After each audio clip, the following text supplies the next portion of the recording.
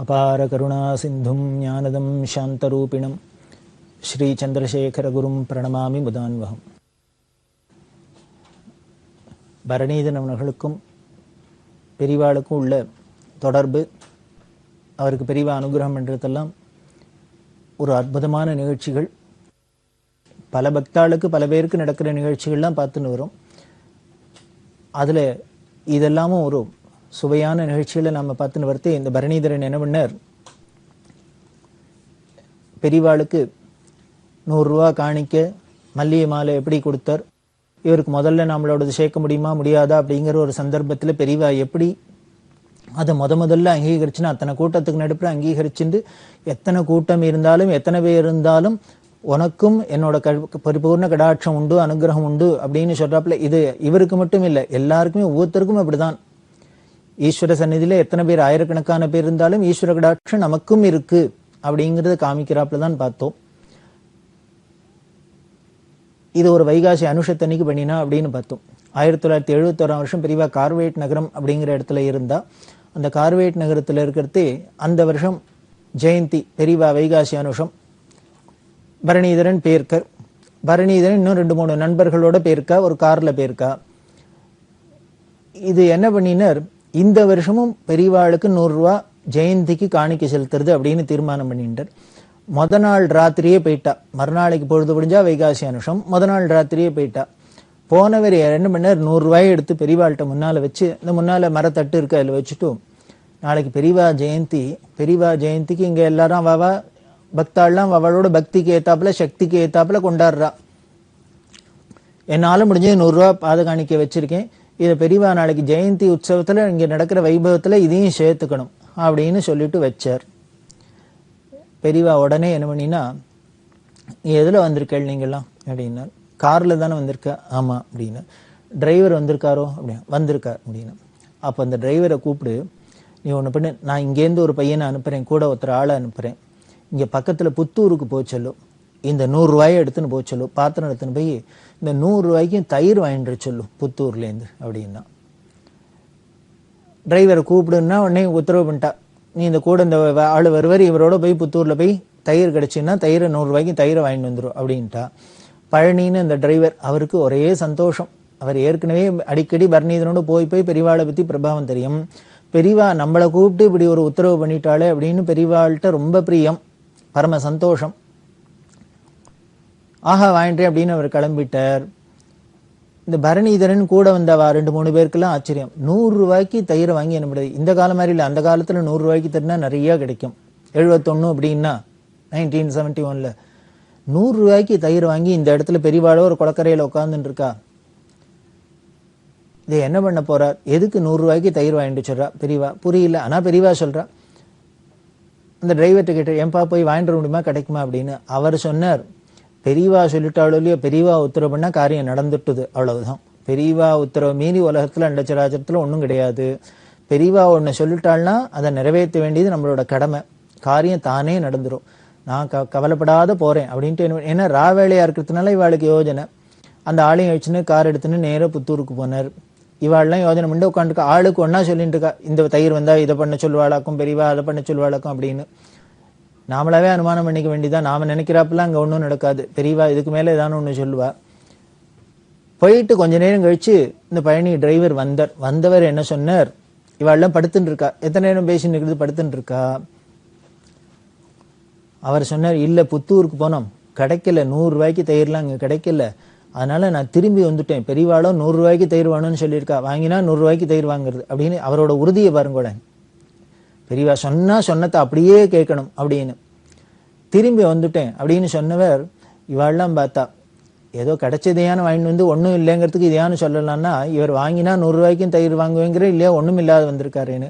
உடனே அந்த டிரைவர் பழனியே சொன்ன, இங்க கிடைக்காது, திருப்பதியில கிடைக்கும்னு சொல்றா, அதனால நான் திருப்பதிக்கு போய் வாங்கிட்டு வந்துடுறேன், பொழுது விடியறதுக்குள்ள வாங்கிட்டு வந்துடுறேன், ஏன் திருப்பதிக்கு போயிட்டு வரணும், அதனால உங்கள்கிட்ட சொல்லிட்டு போகலான்னு வந்தேன், திருப்பதிக்கு போய் வாங்கிட்டுறேன் அப்படின்னு. சரி, இவாள்லாம் உடனே அதுக்கு போறதுக்கு கை செலவுக்கு பணத்தை எல்லாம் கொடுத்துட்டு போயிட்டு ஜாக்கிரதையா போயிட்டு வாங்கிட்டு வாங்க அப்படின்னு 2 பேரையும் அனுப்பிச்சுட்டா. இவாள்லாம் படுத்துண்டாச்சு. போனா மணி 1 ஆச்சு, 2 ஆச்சு, 2:30 ஆச்சு, 3 ஆச்சு, அவரை காணும். தயிர் வாங்க போனவாள் இவாளுக்கெல்லாம் ஒரு மாதிரி விசாரம் வந்துடுத்து, கவலை வந்துடுத்து, நல்லபடியாக வரணுமே அப்படின்னு. ஆனால் 4 மணி வாக்கில் ஆயிடுத்து. அந்த சமயத்தில் அவர் தூக்கோட 100 ரூபா தயிரோடு வந்தார். இவர் வரத்துக்கும் பெரியவா உள்ளேந்து கதவை திறந்து விஸ்வரூப தரிசனம் கொடுக்குறதுக்கும் சரியாக இருந்தது. பெரியவாள்கிட்ட வச்சா, இங்கே கிடைக்கல, புத்தூரில் கிடைக்கல, அதனால திருப்பதியில் போய் வாங்கிட்டு வந்துட்டார் அப்படின்னு சொல்லி வச்சா பரிவாளுக்கு பரம சந்தோஷம். உடனே பரணிதன்ட்ட வாழ்ட்டு சொன்னால், இன்னைக்கு வைகாசி அனுஷம், என்னோட பிறந்த நாளுங்கிறதுனால பட்டணத்துலேருந்து எல்லா ஊர்லேருந்து நிறையா இப்போ தரிசனத்துக்கெல்லாம் வர ஆரம்பிச்சிடும். அவத்தத்துறா நிறையா கூட்டம் வரும். இங்கேயும் நாம் ஒரு குளத்தங்கரையில் இருக்கோம். வைகாசி மாதம் நல்ல வெயில், உஷ்ணம் எப்படி இருக்குன்னு எல்லாருக்கும் தெரியும். அதுவும் ஆந்திராவில் கார்வேட் நகரத்தில் கேட்க வேண்டாம், ரொம்ப உஷ்ணமாக இருக்கும்.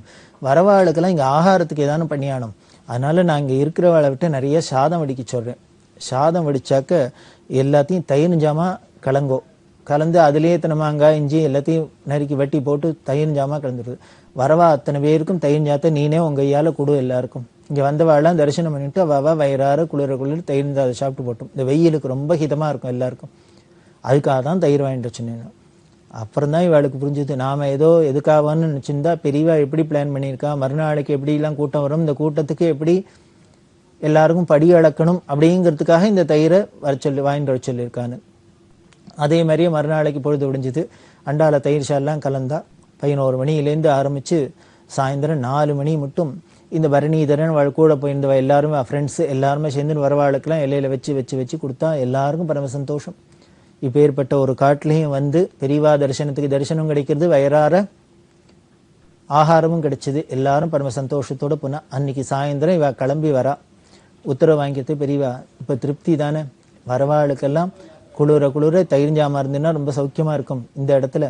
அதுக்காக தான் இன்றைக்கி ஜெயந்தியாகவும் இருக்குது. எல்லாரும் வரா.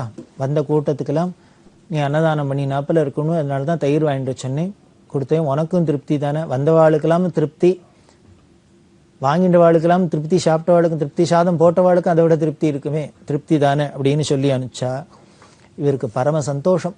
நாம் ஏதோ இந்த 100 ரூபா காணிக்கே பெரியவாளுக்கு நடக்கிற அந்த வைபவத்தில் இதையும் சேர்த்துக்கணும், அணில் மாதிரி சேர்த்துக்கணும் அப்படின்னா பெரியவா என்ன பண்ணிட்டார், ஒரு பெரிய அன்னதான கைங்கரியத்தையே நமக்கு கொடுக்குறாப்புல கொடுத்து அனுகிரகம் பண்ணிட்டா. இதுதான் நாம தான் நினச்சிட்டு இருக்கோம், 100 ரூபா தானே, 500 ரூபா தானே, 1000 தானே அப்படின்னு. ஈஸ்வரனுக்கு இந்த வேல்யூ, மணி வேல்யூ வச்சுன்னு அவரோட கிருபை இருக்கிறது இல்லை. எப்படி இருக்குன்னு நம்மளோட பாவத்தை பொறுத்தது. பத்திரம் புஷ்பம் பலம் தோயும் சுவாமி கீதையில சொல்றாரு, நீ என்ன வேணா பண்ணு, எனக்கு என்ன பவுனா கொடுக்கணும், வெள்ளியா கொடுக்கணும், அப்படித்தான் கொடுக்கணும், அப்படித்தான் இருக்கணும் இல்லை.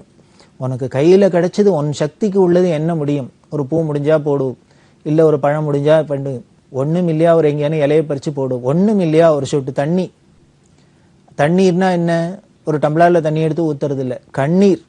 கண்ணால காதலாகி கசிந்து கண்ணீர் மல்கி அப்படின்னு சொல்றாரு ஞானசம்பந்தர். அது மாதிரி ஈஸ்வரா இப்பேற்பட்ட உனக்கு என்னால வேற ஒன்றும் பண்றதுக்கு சக்தி இல்லை அப்படின்னு கண்ணால ஒரு சொட்டு தண்ணி விட, அதுவே அவருக்கு பிரீத்தி. அதனால பகவானுக்கு அந்த பாவம் தான் முக்கியமே வழியே நாம இத்தனை ரூபா கொடுக்குறோமா இதுவா அதுவா அதெல்லாம் அங்க லட்சியமே கிடையாது. இந்த பரணிதரன் இந்த நிகழ்ச்சியும் நமக்கு அதுதான் காமிக்கிறது. ஏதாவது 100 ரூபா தானே கொடுக்குறோம் அப்படின்னா அந்த 100 ரூபாலேயே எத்தனை பேருக்கும் வயிற குளிர ரொப்பராப்பில் பெரியவா ஒரு அனுகிரகம் பண்றா அப்படின்னா அது பெரியவாளோட அந்த பிரபாவத்தை காமிக்கிறது, நம்மளோட பக்தியும் காமிக்கிறது. இப்படிதான் பண்ணினா சரி இவா திரும்பி கிளம்புறதே கேட்டா, நீங்க கார்ல தானே வந்திருக்கேன்னா முதல்லயே சொல்லியாச்சு, எத்தனை பேர் வந்திருக்கீங்க கார்லன்னு, 3 பேர் வந்திருக்கோம் அப்படின்னு. உடனே பெரியவா கேட்டா, பின் சீட்ல 3 பேர் உட்காரலாம் இல்லையோ, உட்காரலாம். முன் சீட்ல எத்தனை பேர் உட்காரலாம் அப்படின்னா, டிரைவரை தவிர இன்னும் 2 பேர் உட்காரலாம் அப்படின்னா. ஓ அப்ப டிரைவரை தவிர 2 பேர் உட்காரலான்னாக்க ஒருத்தர் உட்காந்துட்டாக்க சௌரியமா கம்ஃபர்டபுளா உட்காரலாம் இல்லையா அப்படின்னா. ஆமா அப்படின்னா. இது எதுக்கு இத்தனை கேள்வி கேட்கிறா? உடனே சொல்றா, பக்கத்துல நாகலட்சுமின்னு ஒரு பக்த அந்த அம்மா காமிச்சு, இவ ஊருக்கு போகணும், இப்போ ஊருக்கு போய் ராத்திரி பட்டணத்துலேருந்து பம்பாய்க்கு ட்ரெயின் பிடிக்கணும். பம்பாய் நாகலட்சுமி அப்படின்னு சொல்ல பம்பாயில் இருக்கா. இப்போ பெரியவா தரிசனத்துக்காக வந்திருக்கா, ஜெயந்தி தரிசனத்துக்காக. அவள் மெட்ராஸ் போய் ட்ரெயினை பிடிச்சி பாம்பே போகணும். அதனால் நீ ஒன்று பண்ணு, நீங்கள் 3 பேரும் பின் சீட்டில் உட்காருங்கோ, இந்த அம்மாவை முன் சீட்டில் உட்காத்தி வச்சு அவளை போய் பட்டணத்தில் ரயில்வே ஸ்டேஷனில் விட்டுட்டு நீங்கள் வீடுக்கு போயிட்டு வாங்கோ, க்ஷேமமாக இருங்கோ அப்படின்னு அனுகிரகம் பண்ணினா. இது அவர் சொல்லு, முதல்ல 100 ரூபா காணிக்க செலுத்தணும் அப்படின்னு காயினா மாற்றி போட்டோம்.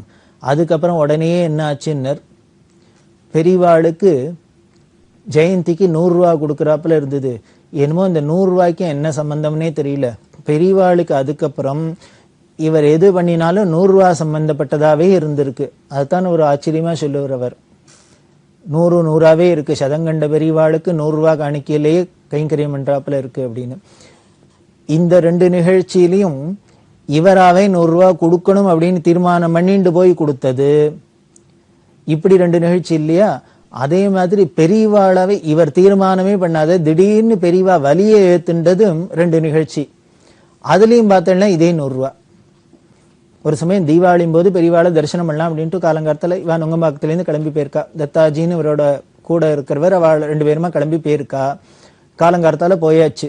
ஏன்னா தீபாவளி அன்னைக்கு சீக்கிரமே ஸ்நானம் பண்ணுவா இல்லையா, கங்கா ஸ்நானம்ட்டு உடனே கிளம்பி போயிட்டா. பெரியவாளை போய் தரிசனம் பண்ணா காஞ்சிபுரத்துல. பெரியவா இவர்கிட்ட சொல்றா, இன்னைக்கு தீபாவளிக்கு வந்திருக்க, நான் ஒன்று சொன்னா நீ பை ஒன்று செய்வியா, கைங்கரியம் பண்ணுவியா அப்படின்னு. இவர் சொன்ன எது பண்ணாலும் காத்துன்னு இருக்கேன் அப்படின்னு. எனக்கு தீபாவளி இன்னைக்கு என்கிட்ட கைக்கரியம் பண்ணுறவா இருக்கா, அவளுக்கெல்லாம் வேஷ்டி கொடுக்கணும், புதுசாக வேஷ்டி துண்டு கொடுக்கணும், அதனால நீ வாங்கி தரியா அப்படின்னா. வேஷ்டி வாங்கி கொடுக்குறியா அப்படின்னு. இவர் பார்த்தார், இதை எதிர்பார்க்கல. அவளுக்கு 4-5 பேருக்கு வேஷ்டி வாங்கணும்னா அந்த காலத்து விலைக்கு ஒரு வேஷ்டி துண்டுக்கு 100 ரூபாயானு வேணும். என்கிட்ட நான் பணம் கொண்டு வரலையே. இவர் அது மாதிரி எடுத்துன்னு போகலை, எதிர்பார்க்கல. அத்தனை வேஷ்டி வாங்குறாப்புல என்கிட்ட பணம் கொண்டு வரலையே. உடனே பெரியவா, நீ பணம் கொண்டு வரலைன்னா ஒன்று பண்ணு, யார்ட்டானு கடன் வாங்கியானு வாங்கி கொடுத்துரும், அதுக்கப்புறம் இப்போ வேஷ்டியை வாங்கி கொடுத்துரும், அப்புறம் அவளை கடனை அடைச்சிரும் அப்படின்னு. இவர் பார்த்தார், என்ன தர்மம் இடத்துல கடன் வாங்கியானும் பெரியவா வலிய தர்மம் நினைச்சிடறாளே அப்படின்னு. இப்படி யோஜனை பண்ணிட்டு அவர் தத்தாங்கிற பக்கத்தில் இருக்கிறவர் சொன்னார், தத்தாஜி பெரியவா ஒரு உத்தரவு பண்றா, அப்போ போய் நீமா அது இதுன்னு சொல்லிட்டு இருக்க, ஆகட்டும் பண்றேன்னு சொல்லு, பணம் வேணும்னா நான் கொடுக்குறேன், நீ உங்ககிட்ட இல்லை இல்லைன்னு அங்கே போய் பெரியவாள்கிட்ட சொல்லிட்டு இருக்காத, பெரியவாளுக்கு தெரியாதா இருக்கா இல்லையான்னு. அப்படி நம்மகிட்ட இல்லைன்னு சொன்னா கூட யார்ட்டேன்னு வாங்கியானு கைமாத்து வாங்கியானு பண்ணுன்னு சொல்றான்னா அதுக்கு ஏதோ காரணம் இருக்கு, பெரிய அனுகிரகம், அதனால பண்றேன்னு சரின்னு மட்டும் ஒத்துக்கோ அப்படின்னு. சரி பண்றேன் அப்படின்னு. சரி பண்ணு அப்படின்னா, என்ன நின்றுட்டு இருக்க, போய் வாங்கிட்டு வா கடையில் அப்படின்னா. அப்போ பார்த்தா மணி 6:30 மணி கார்த்தால. இவர் சொன்னார், மணி 6 தான் ஆறுது, 8 மணி 9 மணிக்கு மேலே தான் கடை திறப்பா, அதனால கடை திறந்தோன்னு போய் வாங்கிட்டு வந்து கொடுக்குறேன் அப்படின்னா. அதெல்லாம் இல்லை, இப்பவே போய் வாங்கிட்டு வா அப்படின்னு. வேடிக்கையா இருக்கும். சில இதெல்லாம் பெரியவா பார்த்தா இந்த க்ஷணமே பண்ணுங்கிறாப்புல இருக்கும். நமக்கு பார்த்தா இது நடக்குமா நடக்காதா அப்படின்னு தான் தோணும், ஆனா நடந்துரும். உடனே பெரியவா சொன்னா, இங்கேருந்து போ, பக்கத்துல ஒரு அந்த இதே தெருவில் 5-6 வீடு தள்ளி ஒரு கடை இருக்கு, துணிக்கடை இருக்கு. அந்த துணிக்கடைக்கு பின்னாலே தான் வீடும். தூங்கின்னு இருப்பா, நீ போய் கதவை தட்டு, கதவை தட்டி எழுப்பி கடையை திறந்து இது மாதிரி வேஷ்டி துண்டு வேணும்னு கேளு, நான் சொன்னேன்னு சொல்லு கொடுப்பேன் அப்படின்னு. சரி பெரியவா சொல்லியாச்சு. அதுக்கப்புறம் என்ன, போனேன் அந்த இந்த கடைக்காரர் தூங்கி இந்த அவர் எழுப்பினே, பெரியவா சொல்றான்னு விழுந்தடிச்சுன்னு ஏந்துன்னு வந்து கடையை திறந்து வேஷ்டி துண்டெல்லாம் கொடுத்தா. எடுத்துன்னு வந்தோடனே பெரியவா இவாளுக்கு கொடு அவளுக்கு கொடு உங்க யாலே கொடு அப்படின்னா எல்லாருக்கும் கொடுக்க சொன்னா. யாராருக்கெல்லாம் கொடுக்க சொன்னாலும் எத்தனை வாங்கிட்டு சொன்னா கொடுத்தாச்சு. இல்லை தீபாவளியா இருக்கு, அவளும் இன்னைக்கு புதுசு கட்டின்னு இருக்கட்டும் அப்படிங்கிறதுனால தான் உன்னை வந்து நல்ல வேலையா நீ வந்து உங்ககிட்ட கொடுக்க சொன்னேன் அப்படின்னு. இப்படி இவாளுக்கெல்லாம் வேஷ்டி வாங்கி கொடுத்தது எவ்வளோ ஆச்சுன்னா செலவு 100 ரூபா ஆச்சு. அதுக்கப்புறம் போய் எந்த கடனை கொடுத்துருன்னா தவறாத கொடுத்துருன்னா கொடுத்தாச்சு. இப்போ இவராகவே ஒரு தரம் தி கைடுக்கு சன்மானம் வந்தது 1000 ரூபாயில் 100 ரூபா கொடுத்தார். அதே மாதிரி கார்வேட் நகரில் போகிறதையும் 100 ரூபா காணிக்க வச்சார். இப்போ பெரிய அது ரெண்டும் இவராகவே வலிய 100 ரூபான்னு கொடுத்தது. இப்போ பெரியவாவே வலிய வாங்கிக்கிறது என்னன்னு, அவ சொன்ன கைங்கிறதுக்கு வேஷ்டி துண்டு வாங்கி கொடுன்னா வாங்கி கொடுத்த எவ்வளவுன்னா 100 ரூபா செலவாச்சு. இப்படி ஒரு தரம் 2 தரம் 3ஆம் தரம் ஆச்சா. இன்னொரு தரம் அதிசயம், பெரியவா கலவையில இருந்தா அப்படின்னு சொன்னோம். கலவையில இருக்கிறதே இவர் தரிசனத்துக்கு போயிருக்கார், தரிசனம்லாம் பண்ணியாச்சு. ராத்திரி ஒரு 7:30 மணி 8 மணி வரைக்கும் இவர் உத்தரவு வாங்கிட்டு கிளம்ப போறார். கிளம்புறதே பெரியவா என்ன பண்ணா, நீ ஒன்று பண்ணு, எனக்கு ஒரு பெஞ்சு ஒன்று பண்ணி கொடுத்துட்டு போயேன் அப்படின்னா. இவருக்கு ஆச்சரியம், என்ன திடீர்னு ஏதோ பெரியவா பெஞ்சு பண்ணி கொடுங்கிறா அப்படின்னு. பண்ணி கொடுத்துட்டு போ அப்படின்னா இவர் இப்பவும் என்ன சொன்னார், இல்லை என் கையில் நான் அதுக்கு உண்டான பணம் எவ்வளவு ஆகும்னு தெரியல, ஒரு பெஞ்சு பண்ணணும்னா அதுக்கு ஏத்தாப்புல வசதி இல்லை, நான் கொண்டு வரலையே, பையில கிட்ட பணம் இல்லை அப்படின்னு. உடனே பெரியவா, மடத்துல கடன் வாங்கிட்டு போய் பண்ணிட்டு வா, மடத்துல மேனேஜர் இருப்பார் ஜானகிராமையா அப்படின்னு ஸ்ரீகாரியம் இருப்பார், அவ மடத்துல காமாட்சி கோவில்லாம் பார்த்துக்குறா, இங்கே யார்ட்டேன்னு சொல்லி கைமாத்து வாங்கி கொடுத்துரு, ஆனா மறக்காத ஊருக்கு போய் அவளுக்கு இந்த பணத்தை அனுப்பிச்சிரு அப்படின்னு சொல்லிட்டு உள்ள போயிட்டா. இவர் வெளியில வந்துட்டார். வெளியில வந்து அந்த ஜானகிராமையிட்ட சொன்னார், பெரியவா உத்தரவு பண்ணியிருக்கா, பெஞ்சு பண்ணி கொடுத்துட்டு போங்கிறா, எனக்கு எவ்வளவு செலவாகும் என்ன ஏதுன்னு புரியல, கையில பணமும் இல்லை, என்ன பண்றது அப்படின்னு. இதே ஜானகிராமையா சொன்னார், அதெல்லாம் கவலைப்படாத, மடத்து பணம் இருக்கு, நான் எடுத்து தரேன், எத்தனை வேணா வாங்கிக்கோ, பெஞ்சு என்ன ஆறுதோ பண்ணி கொடுத்துட்டு போனேன். இவர் சொன்னார், யார்ட்டையானு கைமாத்து வாங்கிக்கோன்னு சொல்லிக்கா, அதனால மடத்து பணத்திலேருந்து கொடுத்தாங்க. மடத்து பணத்திலேயே எடுத்து மடத்துக்கே பண்ணுறதுக்கு பெரியவாளுக்கு பண்ணுறது நியாயம் இல்லை. நீங்கள் உங்களோட சொந்த பணத்தில் இருந்தால் கொடுங்கோ, நான் அதை அடைச்சிடுறேன் அப்படின்னு. அவர் உடனே அவர்கிட்ட 100 ரூபா வாங்கிட்டு அவர் உடனே சொன்ன, பக்கத்தில் இங்கே யாரை போய் கேட்கறது, இங்கே அதுக்கு பண்ணுறவா இருக்காளா, கார்பெண்டர் இருக்காரா, என்ன பண்ணலாம் அப்படிங்கிறது அவரே சொன்னார்.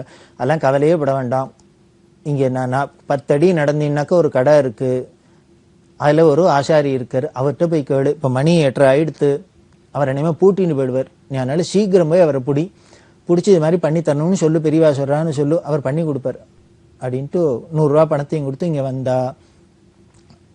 அதே மாதிரி அவர் கடையை சாத்துன்னு கிளம்புறதுக்கு இருந்த சமயத்தில் இவ போய் பிடிச்சி மாதிரி பெரியவாளுக்கு ஒரு பெஞ்சு பண்ணி தரணும், இப்போ பொழுது விடியறதுக்குள்ளே பண்ணணும், இப்பயே பண்ணணும் அப்படின்னா, அவர் உடனே இதுக்கு என்ன மரம்லாம் வேணும் அப்படிங்கிறத லிஸ்ட்டு போட்டு என்ன பண்ணேன், நீங்கள் போய் பக்கத்தில் போய் இடத்துல வாங்கிட்டு வாங்கோ, நான் அதுக்குள்ளே போய் சாப்பிட்டுட்டு வந்துடுறேன், பண்ணிவிடலாம் அப்படின்னு.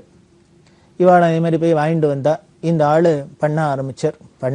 ராத்திரி 11 மணிக்கு மேலே பண்ண ஆரம்பிச்சு, இவா 2 பேரும் இந்த பரணிதனா அவரோட ஃப்ரெண்டும் நண்பருமா உட்காந்துட்டு பார்த்துன்னு இருக்கா. பார்த்துன்னு அவருக்கு ஏதாவது ராமுழுக்களும் பொழுத கழிக்கணுமே, பெஞ்சு பண்ணுற வரைக்கும் இவா ஏதோ கதையெல்லாம் பேசினு எல்லாம் பண்ணியிருந்தா. ஒரு டீயை குடிச்சிட்டு அன்றைக்கி ஆகாரம் ஆளுக்கு தான் இப்படி வெடிகாரத்தால் 4 மணி வாக்கில் பெஞ்சியை பண்ணிவிட்டார். பெஞ்சியை பண்ணால் பரம சந்தோஷம். இவா 2 பேருமா பிடிச்சி கொண்டு பெரியவாள்கிட்ட போட்டா. இது எவ்வளவு ஆச்சுனர், இதே 100 ரூபா ஆச்சு. மரம் வாங்கினது, இவருக்கு கூலி கிளி எல்லாம் 100 ரூபா ஆச்சு. பெரியவாளுக்கு ராவோட ராவா ஒரு பெஞ்சியை பண்ணி கொண்டு அர்ப்பணம் பண்ணியாச்சு. மறுநாளைக்கு காலங்காலத்தால் இவா கிளம்பி வரப்போறா. பெரியவா விடிய சிவராத்திரி மாதிரி முழிச்சுந்தியாக்கும் பெஞ்சு பண்ணணுங்கிறதுக்காக அப்படின்னு பண்ணி அனுகிரகம் பண்ணி இவாளுக்கு பிரசாதத்தை கொடுத்து அனுப்பிச்சா. இப்படி 1 தரமாச்சு, 2 தரமாச்சு, 3 தரமாச்சு, 4 தரமாச்சு. திருப்பி இவர் என்ன கைங்கரியம் பண்ணினாலும், இவராகவே பண்ணினாலும் 100 ரூபாயாவே இருக்கு, பெரியவாளாவே கேட்டு இதானம் பண்ணிட்டாலும் 100 ரூபாயாவே இருக்கு அப்படின்னு அவருக்கு பரம சந்தோஷமா இருக்கும். இந்த 100க்கும் ஏதோ பெரியவாளுக்கும் நமக்கும் ஏதோ சம்பந்தம் இருக்கு போல இருக்கு, இப்படி 100 ரூபாயிலேயே அனுகிரகம் இருக்கு அப்படின்னு. இப்படி பல நிகழ்ச்சிகள் இப்படி இருக்கிறதே பெரியவானம்னா, காளஹஸ்தியில் ஒரு தரம் வேதா சதஸ் நடந்துட்டு இருக்கிறதே, ஆகம சில்ப சதஸ். பெரியவா அவர்கிட்ட உங்க வாசன் நீ கூப்பிட்டாக்க இங்கே வருவரோ அப்படின்னு. எஸ் வாசன் பெரிய பொசிஷன்ல இருக்கிறவர். இவர் பெரியவா சொன்னாலேன்ட்டு கேட்டாக்க என்ன சொல்ல முடியும், வருவரா மாட்டாருன்னு நமக்கு என்ன தெரியும், போய் வேணா சொல்லி பார்க்கலாம். உடனே இவர் மெட்ராஸ்க்கு வந்தார். வாசன்கிட்ட சொன்னார், பெரியவா அவங்கள வர முடியுமான்னு கேட்குறா, எப்போ சௌரியப்பட்டதோ வரச்சொற அப்படின்னா. வாசனுக்கு ஒரே சர்ப்ரைஸ், பெரியவா நம்மளை கூப்பிட்டு அனுப்புகிறாளே, எதுக்கு வரச்சோன்னா. உடனே ஒன்று தெரிஞ்சுக்கோ, பெரியவா உத்தரவு வருது, ஏன் சௌரியம்லாம் இல்லை, பெரியவா சொல்லிட்டாள்னா உடனே பண்ணிட வேண்டியது அந்த காரியத்தை. பெரியவாளுக்கு எப்போ சௌரியம்னு கேளு, அப்போ நான் வரேன் அப்படின்னு. உடனே என்ன பண்ண, நீ இப்பயே கிளம்பி திருப்பி போ, பெரியவாள்கிட்ட கேளு, எப்போ நான் வந்தா பெரியவா உத்தரவு பண்ணாலும் அப்போ வரேன்னு சொல்லு, நான் ரெடியாக இருக்கேன், நீ அங்கே போயிட்டு எப்போ என்ன வர சொல்கிறான்னு பெரியவா அங்கேருந்து ஃபோன் பண்ணி நான் உடனே கிளம்பி வரேன்னு. இவர் போய் பெரியவாள்கிட்ட கேட்டால், நாளைக்கு சாயந்தரம் 4 மணிக்கு வர சொல்லு அப்படின்ட்டா. இதே மாதிரியே வாசன் மறுநாளைக்கு சாயந்தரம் 4 மணிக்கு வந்தார். பெரியவா அவர்கிட்ட பல விஷயங்கள் பேசிண்டா. தனியாக வர்ணீதரன் கண்ணன் எல்லாரையும் அந்தண்ட போய் சொல்லிட்டா. போயிட்டு பெரியவா அவரோட பல விஷயங்கள் பேசியிருந்திருக்கா. அது என்ன பேசினா எது ஒன்றும் தெரியாது. கடைசியில் அந்த பேச்சு முடிகிற சமயத்தில் என்ன பண்ணால், பரணிதரை கிட்டக்க வான்னு கூப்பிட்டா. இவர் கிட்டக்க போகிறதே பெரியவா பரணிதன்ட்ட சொல்லின்னு இருக்கார், வாசன்கிட்ட சொல்லியிருக்க, வாசன் பெரியவாள்கிட்ட சொல்லின்னு இருக்கார், பெரியவா என்ன சொல்கிறாலோ பண்ணுறதுக்கு காத்துருக்கேன், உத்தரவு பண்ணணும் அப்படிங்கிற. உடனே பெரியவா அவர்கிட்ட சொல்கிறா, எல்லாம் எனக்கு என்ன வேணும்னு இவனுக்கு தெரியும், இவனை கேட்டுக்கோ, அவன் என்ன சொல்கிறானோ அதை எனக்கு பண்ணு அப்படின்னா ஏந்துனுட்டா. பக்கத்தில் கோவில், அந்த கோவிலில் இந்த கல்வெட்டுலாம் அழிச்சுன்னு போய் வாசனை காமிச்சு எல்லாம் பண்ணி உத்தரவு கொடுத்து அனுப்பிச்சாச்சு. இவர் மறுநாளைக்கு வீட்டுக்கு வந்தாச்சு. வீட்டுக்கு வந்தோடனே பரணிதரனை கூப்பிட்டு பெரியவா உங்ககிட்ட கேட்டுக்குச்சுன்னா, பெரியவா என்ன என்கிட்ட எதிர்பார்க்குறா, என்ன வேணும்னு தெரியல, பண்ணுன்னு சொல்லியிருக்கா, அதனால் நீ உனக்கே தான் தெரியும், எனக்கு என்ன வேணும்னு இவனுக்கு தெரியும், இவன் என்ன சொல்கிறானோ அந்த பண்ணுன்னு சொல்லியிருக்கா, நீ சொல்லு பெரியவாளுக்கு என்ன வேணும் இப்போ தேவை, நான் என்ன பண்ணணும்னு சொல்லு அப்படின்னு. இது பரணிதனுக்கு தர்ம சங்கடமாக இருந்தது. பெரியவா என்ன மனசில் வச்சுட்டு அவர்கிட்ட எதிர்பார்த்தா கேட்குறான்னு தெரியல, வர சொல்லி நம்ம தலையில் பொறுப்பை கட்டிட்டா, நாம் சொல்கிறது சரியாக இருக்குமா, கூட இருக்குமா, குறைச்சி இருக்குமா, என்ன ஏதுன்னு புரியாது அப்படின்ட்டு அவர் என்ன பண்ணார், பெரியவா ஏன் என்கிட்ட இப்படி சொல்கிறான்னு தெரியல, எனக்கு பெரியவாளுக்கு என்ன வேணும் என்ன எதிர்பார்க்கணும்னு தெரியலன்னா வாசன் சிரிச்சுட்டே சொன்னார், என்னைய அது பெரியவாளன்னா உன்னை கேட்டுக்கோ, நீ சொல்றத பண்ணுங்கிற. நீ நானா எனக்கு தெரியாது, பெரியவாளை தான் கேட்கணுங்கிற. இப்போ நான் என்னதான் பண்றது? அதனால ஒன்று பண்ணு, திருப்பி பெரியவாள்கிட்டயே போ. அவள்கிட்ட நீனே விவரமா கேளு, என்ன சொல்றாளோ அதை பண்றேன் அப்படின்னு. உடனே பழையபடி திருப்பி பெரியவாள்கிட்ட போனேன். பெரியவாள்கிட்ட போய் வாசன் கேட்குற என்ன பண்ணணும்னு கேட்குறார். நீ தான் சொல்லேன், நான் தானே சொன்னேன் அவர்கிட்ட, உனக்கு தெரியும் எனக்கு என்ன வேணும்னு, அதனால நீ சொல்றத பண்ணுன்னு தானே சொன்னேன். அவர் சொன்னார், எனக்கு இது தர்ம சங்கடமா இருக்கு, நான் என்னத்தை சொல்றது, சொன்னா கூட இருக்குமா குறைச்சிருக்குமா, எது வேணும் எது வேண்டாம்னு எனக்கு தெரியல, எனக்கு ஒன்றும் தோணலைன்னு. உனக்கு ஒன்றுமே தோணலையா? தோணலைன்னு. அப்போ நீ ஒன்று பண்ணு, மேனேஜர்கிட்ட போ. இந்த தர்ம பிரச்சாரத்துக்காக அங்கங்கே சின்ன சின்னதாக ஸ்லோகங்கள் இது மாதிரிலாம் போட்டு எல்லாருக்கும் நாம போல போஸ்ட்லாம் அனுப்பிச்சு விநியோகம் பண்ணிட்டு இருக்கோம். இதுக்கெல்லாம் போஸ்டேஜ் என்ன செலவாகுதுன்னு போய் கேட்டுண்டு வா அப்படின்னு. இவர் உடனே பரணிதன் போய் கேட்குற மடத்தில் ஆஃபீஸில் கேட்குற.